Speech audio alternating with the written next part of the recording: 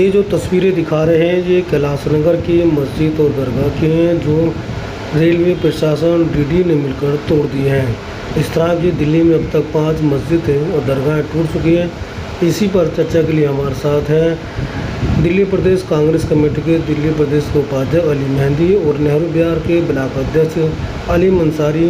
क्या कहते हैं इन दिल्ली में टूट रही मस्जिद और दरगाहों पर, सुनिए इस खबर में।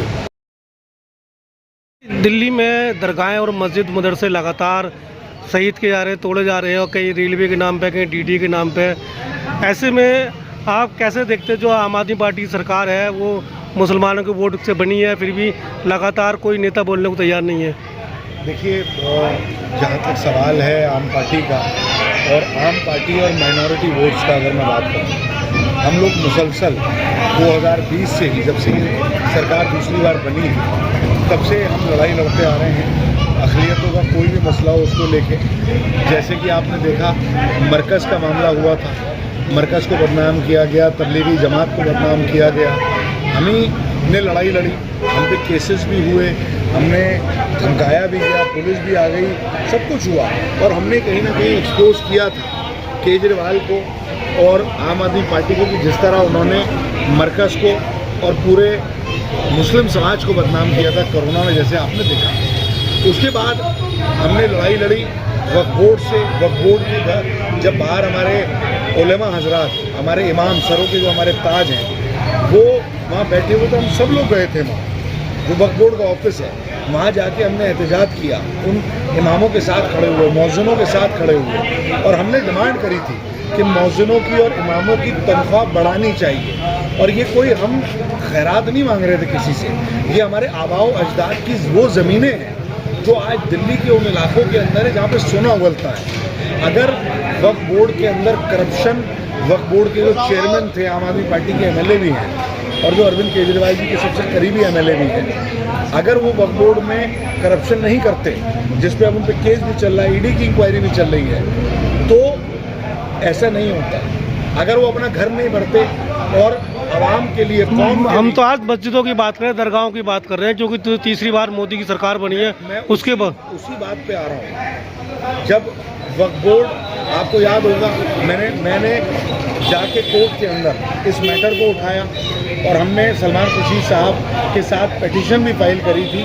जब वक्फ बोर्ड के पास से LNDO ने सारी की सारी मस्जिदें और जो दरगाहें थी वो अपने अधीन कर ली थी, वक्फ बोर्ड ने अपने वकील को नहीं भेजा था और उसके ना जाने की वजह से ये ऑर्डर हो गया था।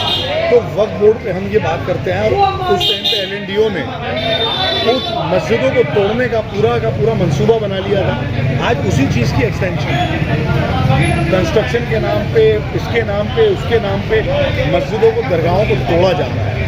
कांग्रेस पार्टी और मैं पर्सनल तौर पर, मैं अली मेहंदी, इसकी पूरी तरीके से मजम्मत करता हूँ। ये बिल्कुल गलत है। कोई भी धार्मिक स्थल हो, उसको तोड़ने से पहले वहाँ के मुकामी लोगों को, इमाम को या पंडित हो या कोई हो, उनको बात करनी चाहिए। अगर उसका रास्ता निकल जाए, वो कोई भी धार्मिक जगह हो, चाहे वो हम मस्जिद, मंदिर, गुरुद्वारा, गिरजाघर, सबकी बात करते हैं। कांग्रेस पार्टी ऐसे किसी भी धार्मिक स्थल के तोड़े जाने पे साथ नहीं है। हम इसकी मजम्मत करते हैं और हम वहाँ पर जाएंगे भी और जो हमसे एहतजाज के रूप में हो सकता है उसको हम जरूर करेंगे। सरायका लेखा की मस्जिद की बात करें, कोर्ट ने कहा था कि 4 हफ्ते का समय आप ज़मीन की, इसके बदले ज़मीन दीजिए, और उन्होंने वहाँ कहा कि हम ज़मीन देंगे, लेकिन उसके आदेश के अगले दिन ही इन्होंने फिर मस्जिद डिमोलिशन कर दिया। यानी उसका आदेश का पालन भी नहीं किया जो डीडी है। लेकिन मुझे लगता है कि जो मस्जिद की कमेटी के लोग हैं जिनसे वो बात हुई थी, अगर ये बात हुई है कि उनको अलग से जगह देंगे, तो उनको दोबारा बात करनी चाहिए। नहीं हुई तो कोर्ट में पिटीशन फाइल करनी चाहिए। और मैं उनको कहता हूँ कि अगर वो हमारी मदद की, उनको जहाँ भी ज़रूरत है मैं कॉन्टैक्ट करने की कोशिश करूँगा, तो हम उन्हें लीगल एड भी देने के लिए तैयार और आगे उनसे बात करेंगे। ऐसे ही कैलाश नगर में जो रेलवे ट्रैक पर मस्जिद आई थी, वहाँ पर एक मंदिर भी था। मंदिर और मस्जिद को, दोनों को मेट्रो ने उनको पर्ची दी थी ज़मीन की बाकायदा कि भाई इतनी ज़मीन आपकी, आप इसको कभी नहीं तोड़ेंगे, लेकिन मंदिर वहीं पर है और दरगाह मस्जिद तोड़ दी गई है।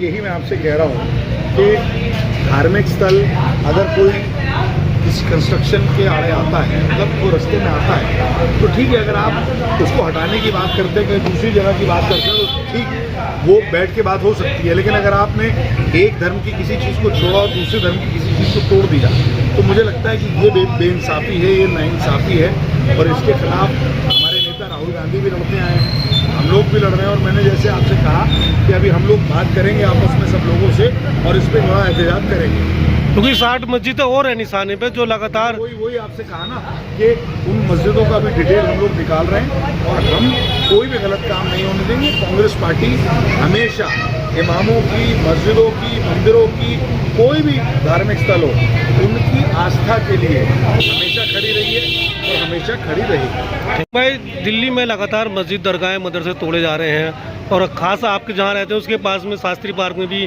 फिलहाल एक मस्जिद और दरगाह तोड़ दी गई, क्या कहेंगे? जैसे अभी हमारे ताली भाई ने कहा, हम इनके साथ बैठे जो भी है डिटेल निकलवाएंगे और बिल्कुल इसके ऊपर आवाज़ भी उठाएंगे और इसके लिए जो भी लीगल कार्रवाई वो भी करवाएंगे। कि जहाँ वो मस्जिद और दरगाह थी उसके पास में ही गौशाला है, उसी ट्रैक पे रेलवे का खुद का ऑफिस है, उसके जस्ट पीछे एक मंदिर है, वो सब सुरक्षित है सिर्फ मंदिर और मस्जिद और दरगाह के अलावा। ये जो वो हो रहा है ना, ये नहीं होना चाहिए। सब आस्था की जगह है और सब एक समान है, एक समान देखना चाहिए। ये बहुत गलत हो रहा है, इसके लिए हम पूरी आवाज़ उठाएंगे और इसके लिए जो भी हम